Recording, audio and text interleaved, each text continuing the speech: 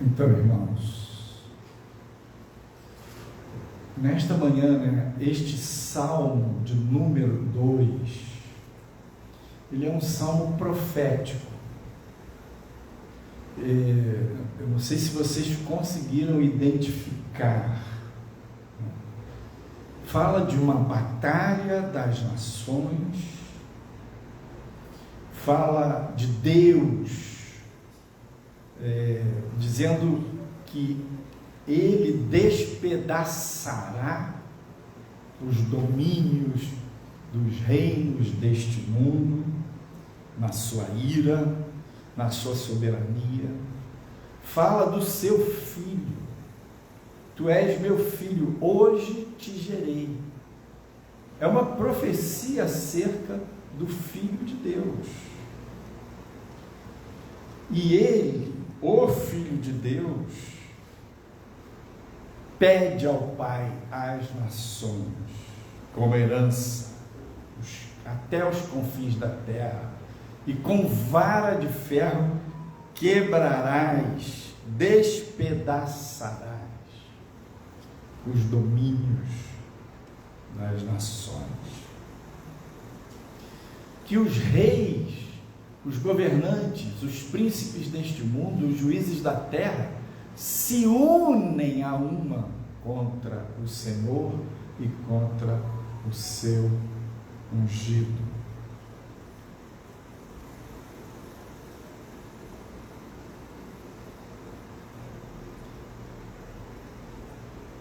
Esse Salmo 2, ele se correlaciona com o Salmo 110, que começa dizendo: disse o Senhor ao meu Senhor, assenta-te à minha mão direita, até que ponha os teus inimigos por estrado dos teus pés.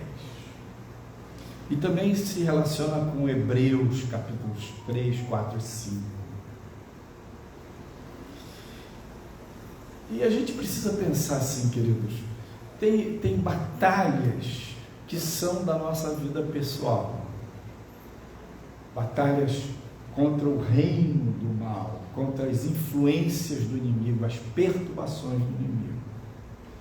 Tem um nível de batalha que nós enfrentamos que diz respeito à nossa família. A família é objeto de ataque, de perturbação do inimigo. Tem batalhas que dizem respeito à nossa cidade, ao nosso país. Tem níveis de batalhas que dizem respeito à nossa geração. Tem problemas e lutas que você vive e passa porque você nasceu nesta geração.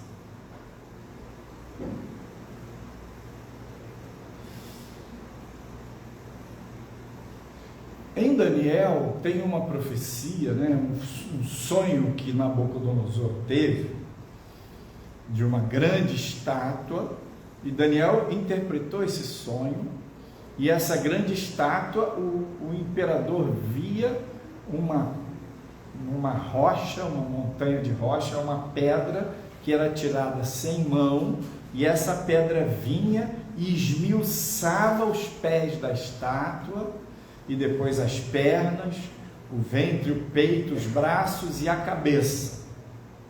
Os pés e pernas eram de ferro, depois bronze, prata e ouro, a cabeça era de ouro. E esta estátua, ela fala do Filho de Deus, fala dos reinos desta terra.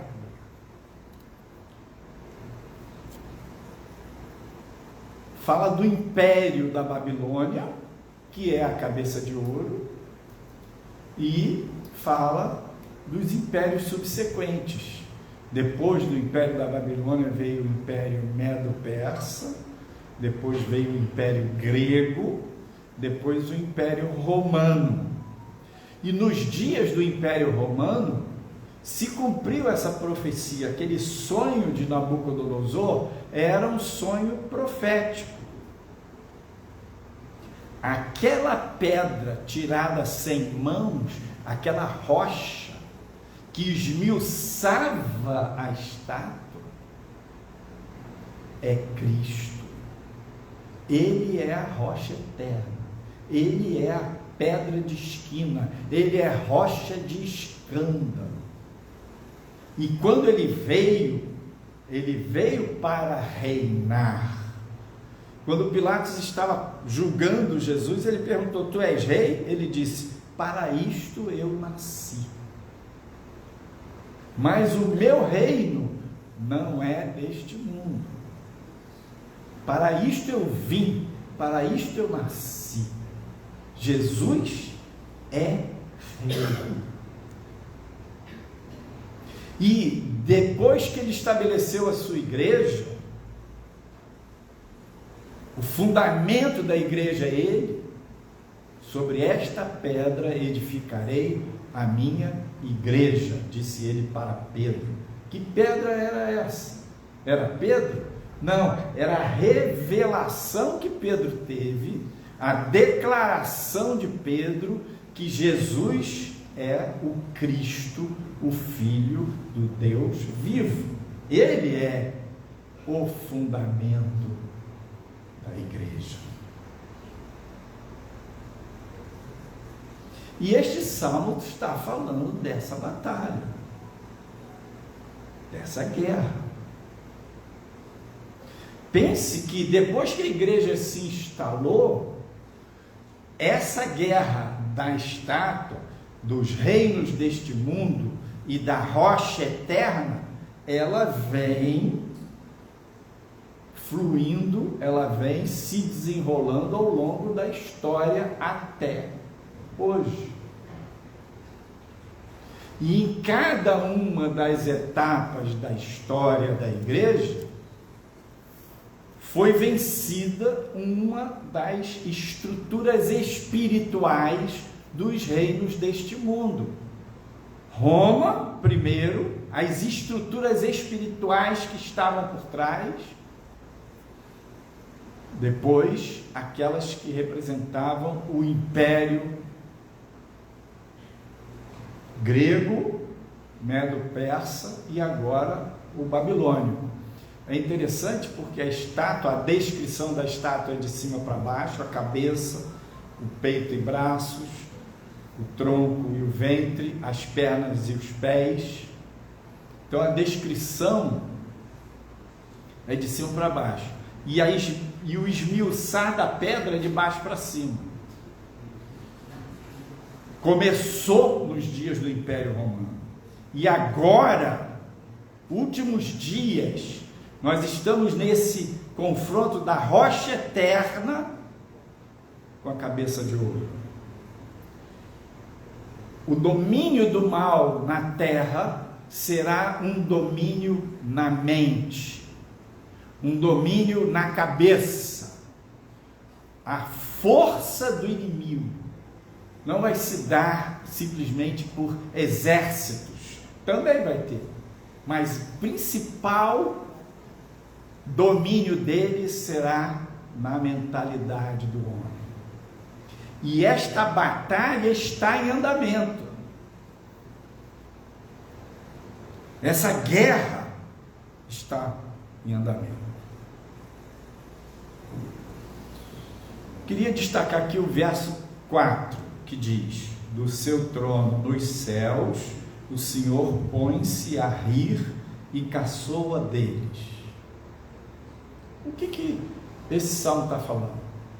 Está dizendo que Deus olha para as nações, olha para os governantes deste mundo, olha para as forças espirituais do mal que estão por trás das nações, e o Senhor se ri. Como assim? Esse riso de Deus é desprezo de Deus? Não, porque Deus é soberano, Ele é Senhor. Antes que tudo existisse, eu sou. Ele é o eterno. Ele é absoluto. O Senhor, nosso Deus, é o El Shaddai, quer dizer, Todo-Poderoso, o Deus Altíssimo. Então, na sua soberania, na sua onipotência, na sua onisciência, o Senhor vê os homens lutando, as forças do mal batalhando, os sofrimentos, as questões humanas, os impasses. E o Senhor, Ele é quem rege a história. Ele é quem dá a última palavra. Jó disse assim: bem sei que tudo podes e que nenhum dos teus pensamentos pode ser impedido. O Senhor é tremendo. Ele fez os céus e a terra. Então, tudo aquilo que Deus propôs, nenhum dos propósitos de Deus pode ser impedido. Aquilo que Ele propõe para a sua vida,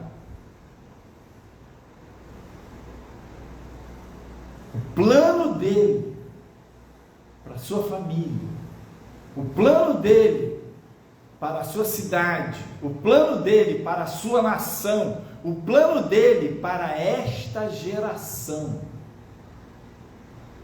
não pode ser impedido. Agora, veja bem, os propósitos eternos de Deus vão se cumprir. Porém, como nós temos livre-arbítrio, nós também somos agentes da nossa história, da nossa vida. Os planos que Deus tem para a nossa vida pessoal e individual vão se cumprir plenamente ou não, dependendo também de como a gente entrar nesse relacionamento e viver essa batalha.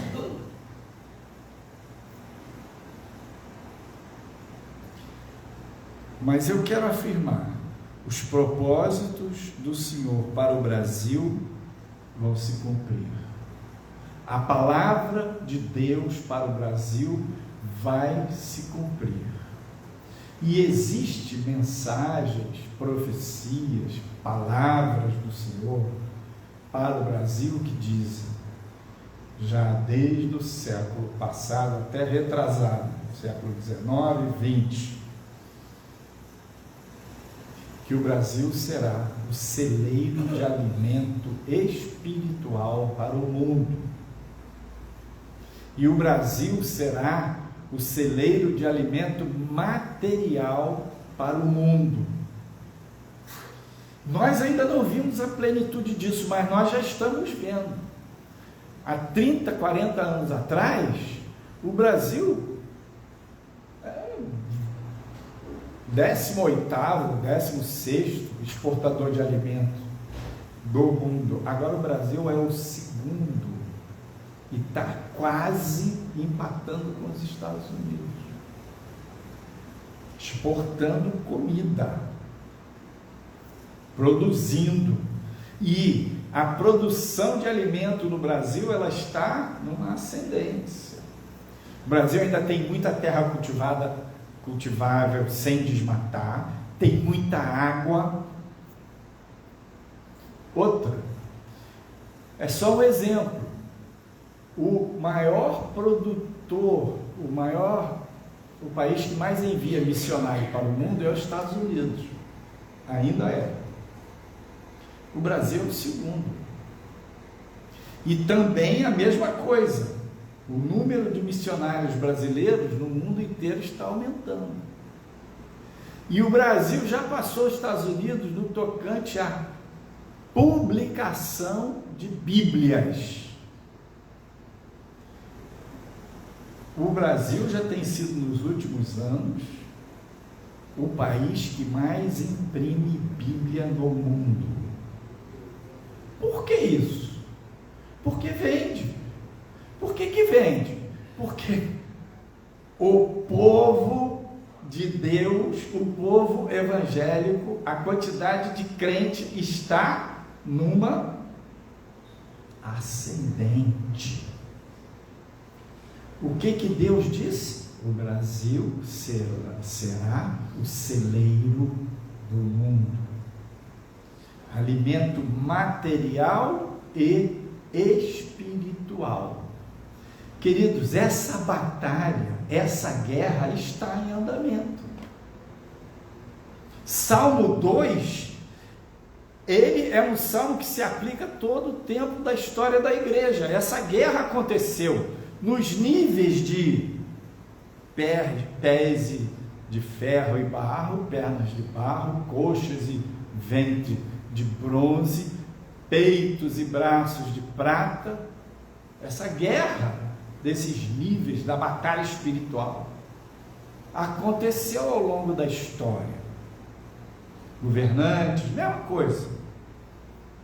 Líderes, influência espiritual atrás desses líderes, desses governantes. Só que agora é um nível mais hard, mais pesado, cabeça de ouro. Verso 7 diz assim: proclamarei o decreto do Senhor. Ele me disse: tu és meu filho, eu hoje te gerei.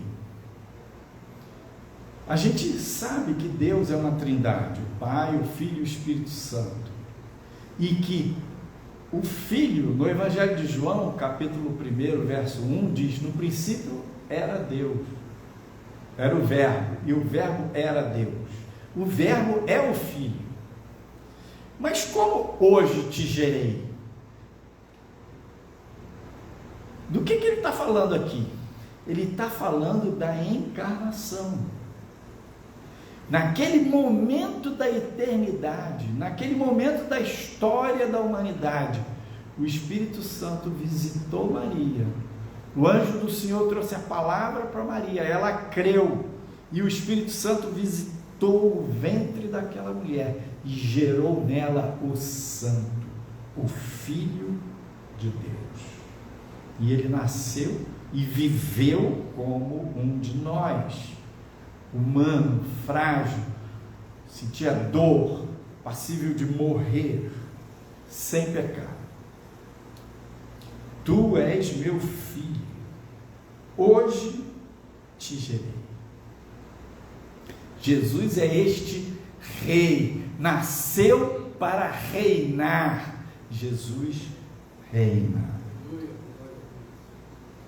E ninguém poderá impedir o mover de Deus através de Jesus Cristo, por meio da igreja.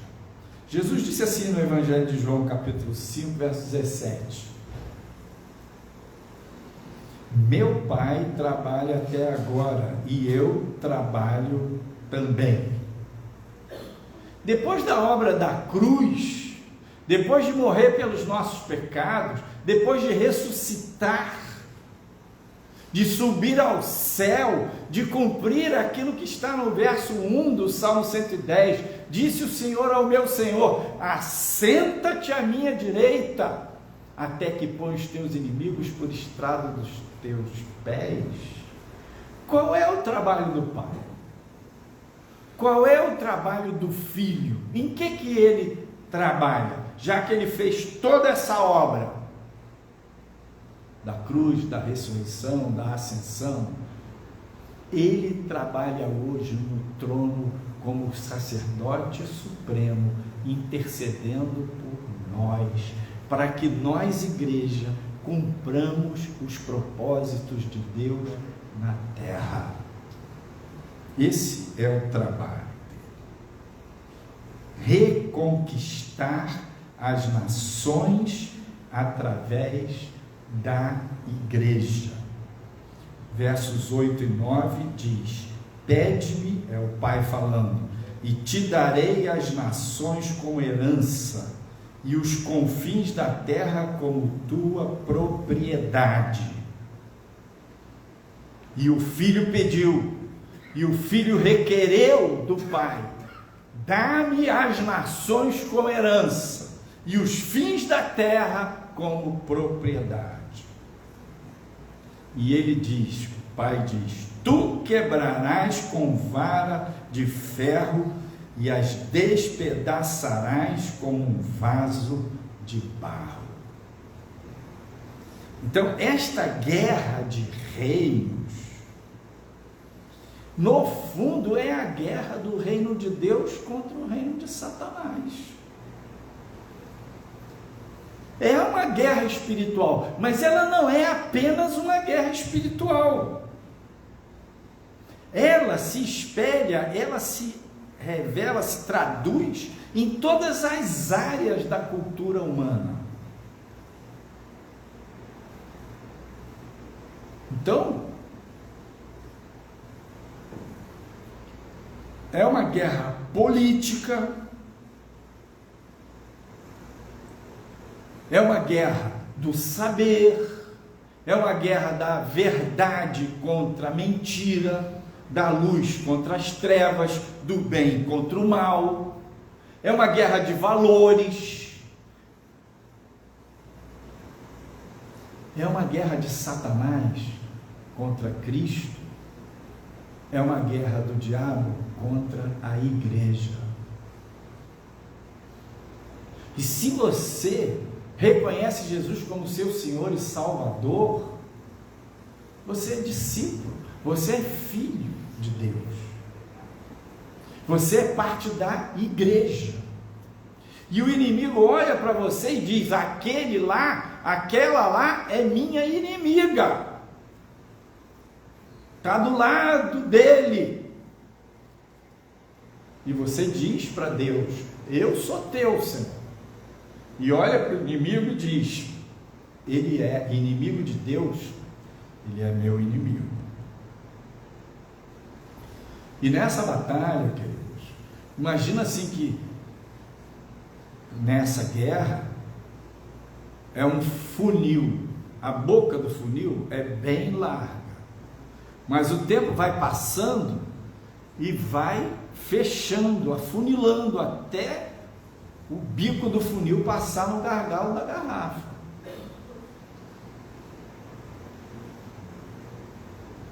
Então, a igreja vai passar por apertos.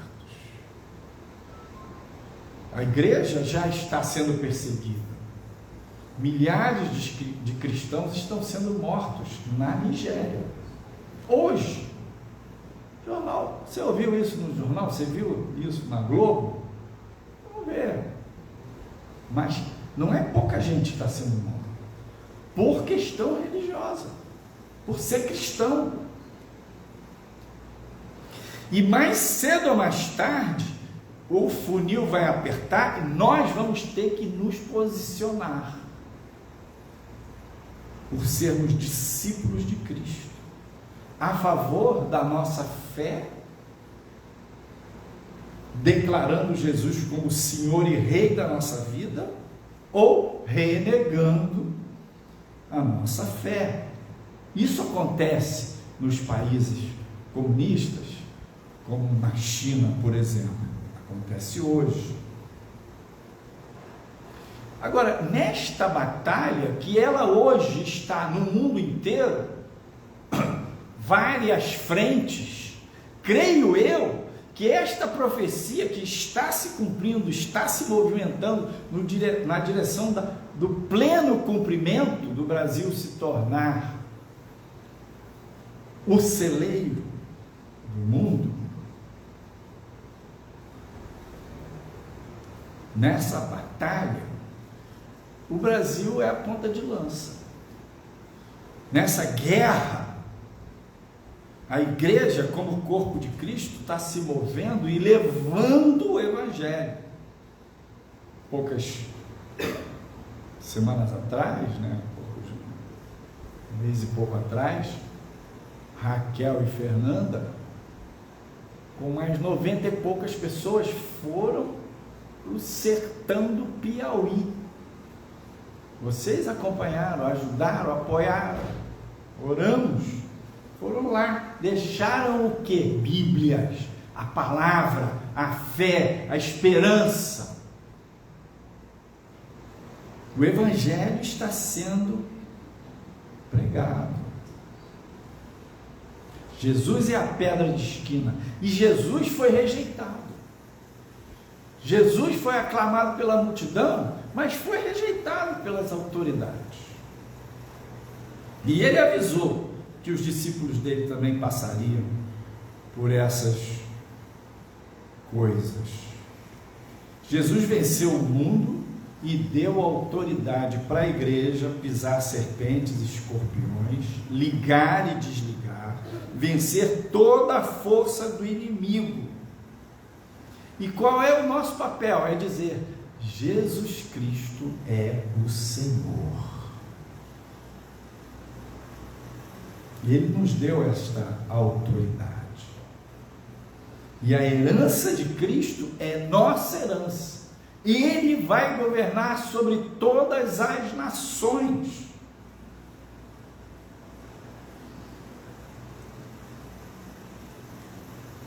O que aconteceu é que quando o homem desobedeceu a Deus, aquela que a Bíblia chama a queda, o pecado, esta desobediência a Deus implicou em obediência ao diabo. Então, o homem, naquele momento, ele tinha recebido um bastão de autoridade, de liderança, de comando, de domínio sobre a terra. E ao desobedecer a Deus e obedecer ao diabo, ele entregou esse bastão na mão do inimigo.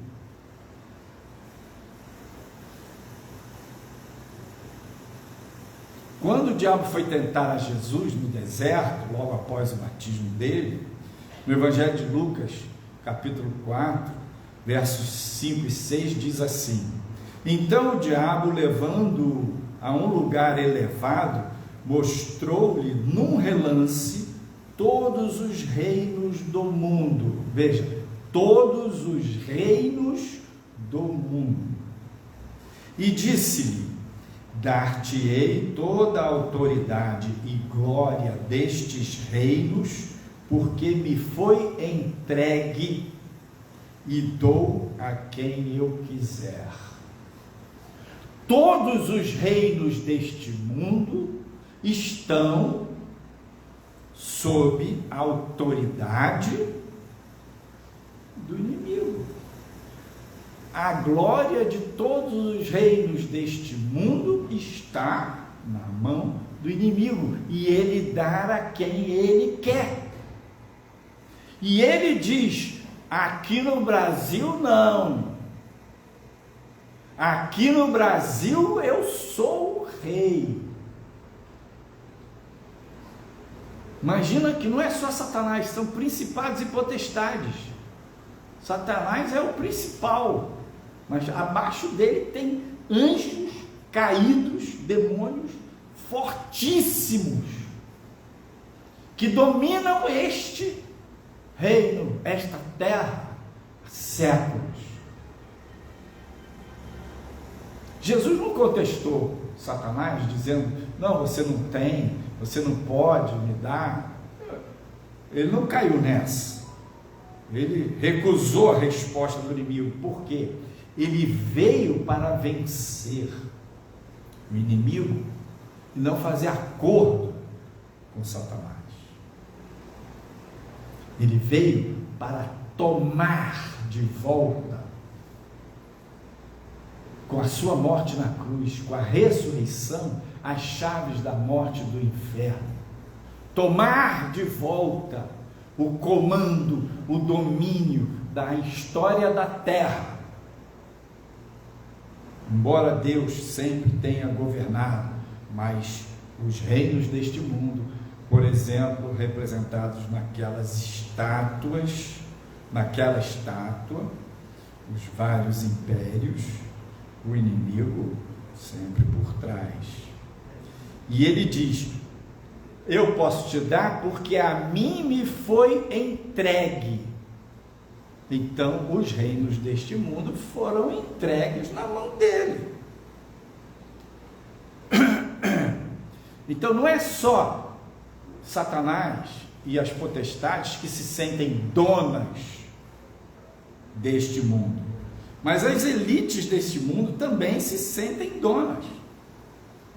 As elites políticas, os multibilionários, os mega empresários, os donos das big techs. As big techs hoje são uns dos empresários mais ricos do mundo. O dono da Mega, do Facebook, né? Do Google. Essas big techs dominam. Os donos da Apple, isso tudo. Então as elites, elas também se sentem donas do mundo. Governantes, juízes. E esses, o Salmo começa falando da resistência desses. Homens poderosos, líderes, governantes, políticos, que se unem se juntam contra o Senhor. Veja, vou ler de novo, versículo 1 do Salmo 2. 1, 2, 3. Porque se amontinam as nações e os povos tramam em vão? Os reis da terra tomam posição e os governantes conspiram unidos contra o Senhor e contra o seu ungido. E dizem: façamos em pedaços as suas correntes e lancemos de nós as suas algemas. Do que está se falando aqui? Que guerra? Que expressão da guerra, da batalha, está em jogo aqui? Que são essas correntes, essas algemas? Ao longo da história, a igreja, o Senhor, através da igreja, foi influenciando a cultura, foi influenciando os valores.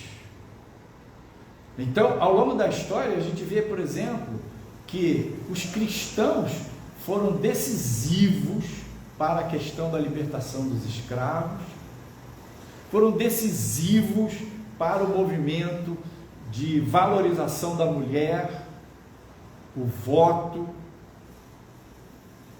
foram decisivos.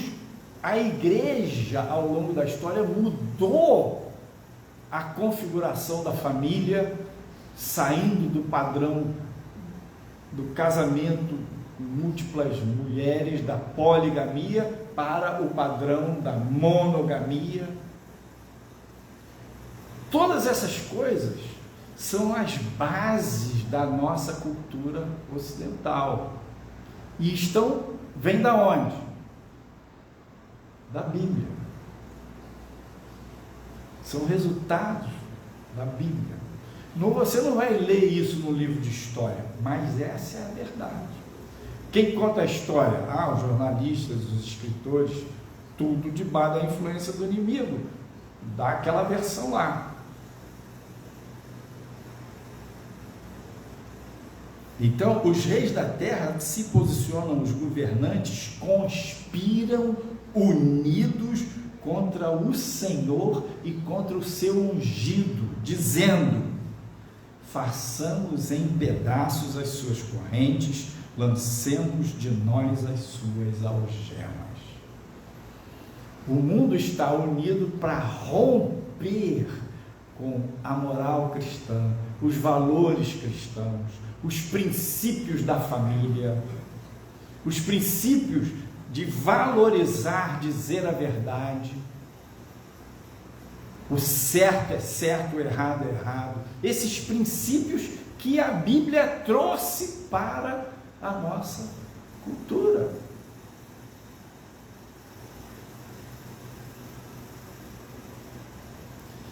o Filho de Deus não só nos resgatou do pecado, da opressão do inimigo, mas ele também nos fez reis e sacerdotes. É o Salmo 110.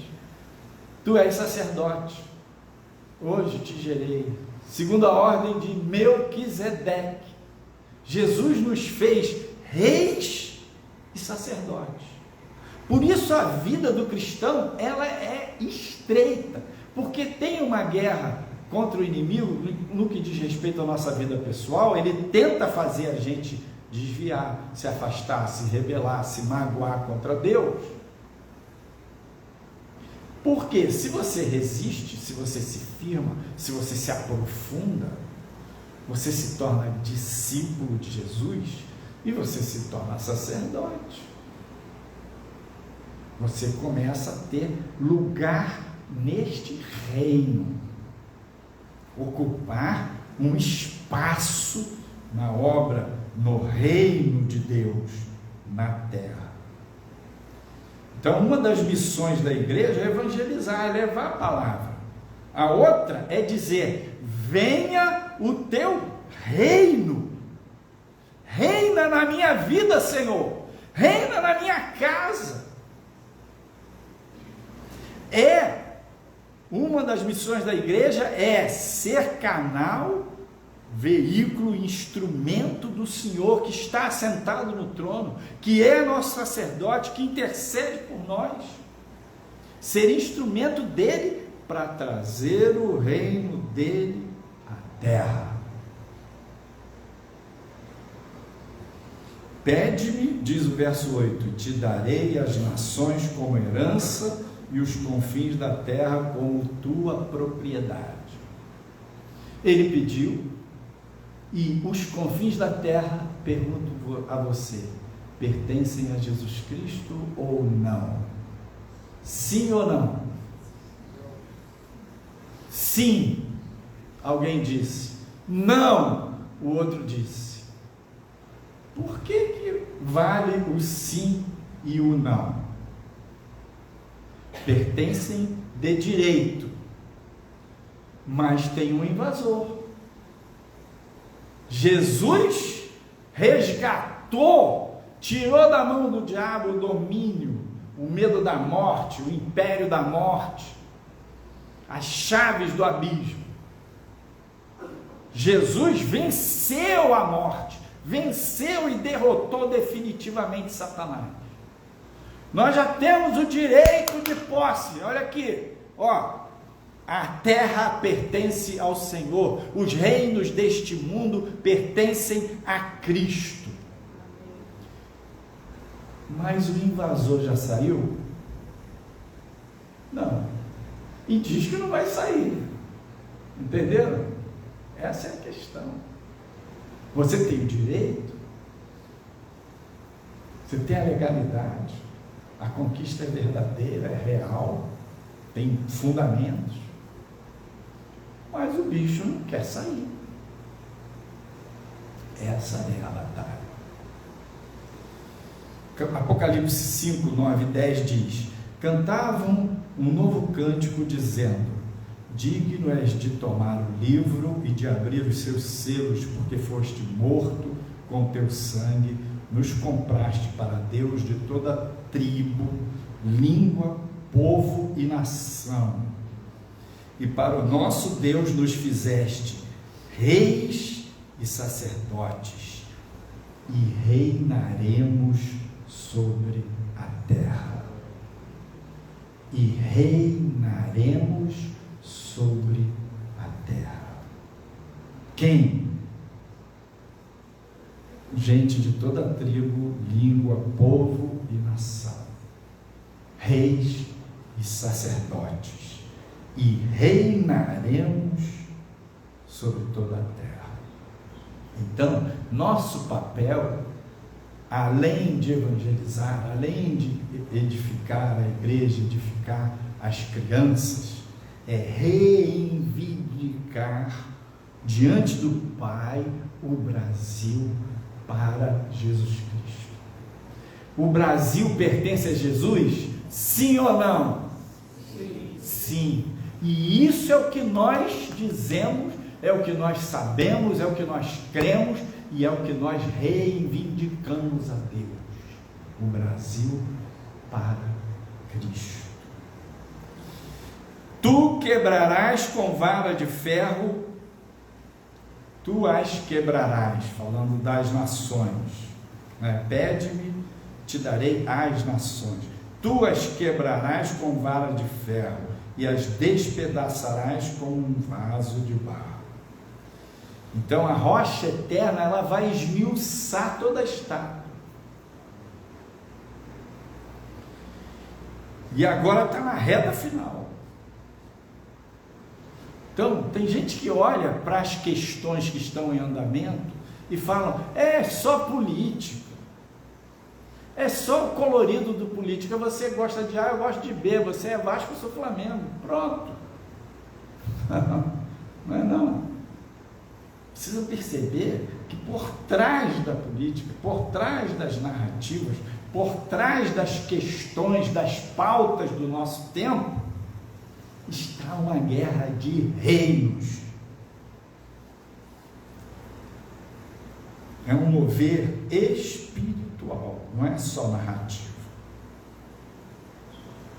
E quero declarar, em nome de Jesus, a igreja vai tomar de assalto as fortalezas do inimigo, as portas do inferno não vão prevalecer, as tranqueiras do inimigo não vão resistir. E isso vai acontecer em todas as nações. E coisa gloriosa vai começar, está começando aqui no Brasil. É aqui que está começando. E vocês vão ver que daqui para frente, essa guerra, que é dita política, vai ficar cada vez mais clara como uma guerra contra a igreja de Jesus. É a guerra das trevas, do mal, do engano, da mentira, da injustiça, da roubalheira, contra quem? Contra a igreja. Porque a igreja é o baluarte, a igreja segura a tocha da palavra de Deus, da verdade, dos valores da família. Então a igreja é que está resistindo, e é a igreja que vai dizer: Jesus Cristo é o Senhor, Jesus Cristo reina. Posso afirmar para vocês, a igreja é esta vara de ferro que vai quebrar. Não é uma guerra militar, nem política. Esse quebrar as nações, esmiuçar como um vaso de barro, é uma quebra espiritual. A força do inimigo, que parece tão tremenda, o domínio da corrupção, o domínio do engano, da mentira, o domínio das mídias. Vou fazer uma pergunta para vocês. Vocês imaginavam há 10 anos atrás que a Rede Globo poderia descer e se tornar uma empresa frágil, descredibilizada, com prejuízo, mandando um monte de gente embora? Ela reinava, ela dominava, o que dizia era o que era tido como verdade. Mas como é que você vê hoje? Prejuízo no carnaval. Você vê discussões hoje no carnaval em cima de palanque, em cima de trio elétrico, sobre Apocalipse.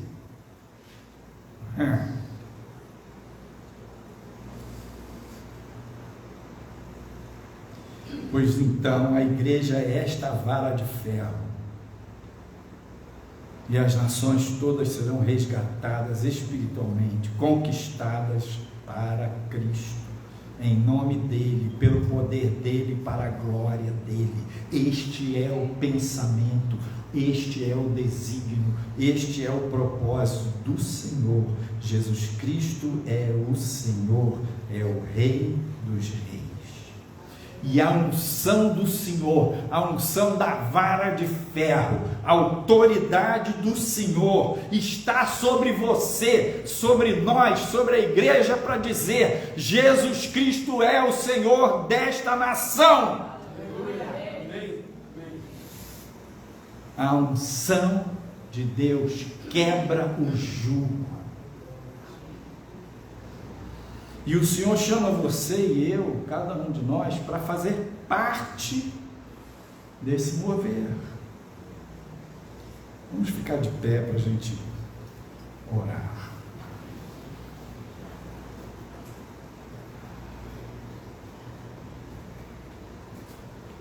Vou fazer uma oração responsiva. Eu falo uma frase, vocês repetem a mesma frase. Senhor nosso Deus, nós declaramos que reconhecemos Jesus Cristo como o único e suficiente Salvador. Morreu por nós, ressuscitou, venceu a morte e o mal, subiu ao céu, assentou-se no trono para reinar. Jesus Cristo, sacerdote supremo, nos fez reis e sacerdotes. E na terra, como brasileiros, nós dizemos: Jesus Cristo é rei. Jesus Cristo é o Rei dos Reis. Jesus Cristo é o Rei da minha vida. Jesus Cristo é o Rei do Brasil. Caiam por terra os inimigos de Deus. Seja estabelecida a casa do Senhor. Amém. Glória a Deus.